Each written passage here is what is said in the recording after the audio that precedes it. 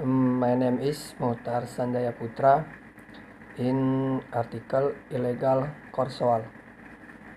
The Corsoal trade is harming the environment and feeling well. Reset in a faded t-shirt bearing the face of the American rapper Saint Samson Akens lands on a shovel in Nyaquer Forest in southwestern Kent. From the Rift Valley. He is a new gig for his retirement, having worked in a factory for most of his life. He is now chopping down trees and burning them for charcoal. He sells it but he produced from his crude 18 kin for Kenyan scaling. Charcoal is one of the biggest import business in Africa. It is the full of choice for the continent. Fast-growing urban poor, who, in the absence of electricity or gas, use it to cook and heat water. According to the UN, Africa accounted for 3/45 of the world production and this is the only region where the business is growing. It is, however, a slow burn in environmental disaster. Short in Nyawer, the trees are ancient and rare. Samuel Naikada, a local activist, pointed at a black kennel stump in a clearing cut by burners. It is perhaps 5 years old, he said. The effect of burning street fire. During the dry season, the forest is a refuge for amorous elephants who come in from the plains nearby to breed. The streets store water, which is useful in such a parched region.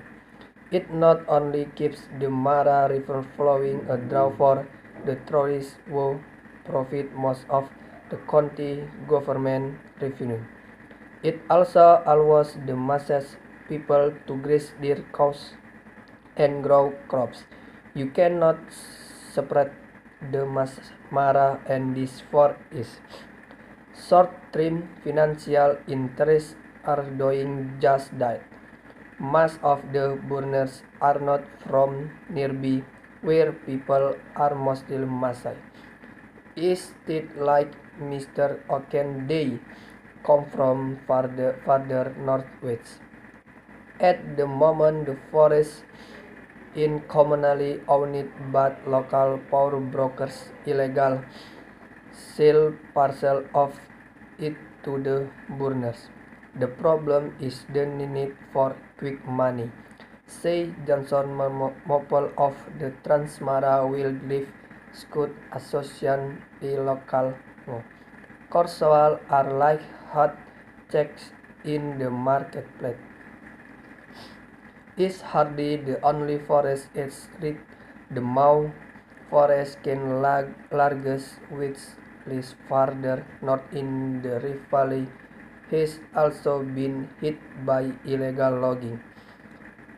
Protests against coastal traders broke out earlier this year after rivers that usually flow throughout the dry season started to run dry. In late February, a trader car was reportedly burned in Winnie, in central Kenya by a group of youngsters who demanded to see the radar permits. At the end of February, the government announced an emergency ban on logging, driving up retail prices of coastal by 2 shilling a bag in some cities. The problem caused by the coastal trade have spread beyond Kenya. In South Somalia, Al-Shabaab, a jihadist group, found itself partly through the text it leaves on the shell of Corsoal, sometimes with the help of Kenyan soldiers, who take bribes for allowing the shipment out of a Somali port that Kenya controls. The logging adds to discrimination, which in turn causes conflict across the Sahel. In arid belt below the Sahara, it forces nomadic herders to range farther south with their animals, where they often clash with farmers over the most fertile land. In the power vacuum of the Eastern Democratic Republic of Congo, rapid Korsava logging has destroyed huge swathes of Virunga National Park that threatens the rare gorilla, which tourists currently pay is much they to view and as he full the conflict. In theory, Korsava burning need not be so destructive. In Ken, the burns are meant to give listen. To do so, they have to show they are replacing the stress they are cutting down and that they are using mother kills that convert the street efficient into full. But amidst Clement Gorering, an official at the Kenya Forest Service, the rules are laxy and enforced. Some suspect that powerful politics steamy effort to police burners.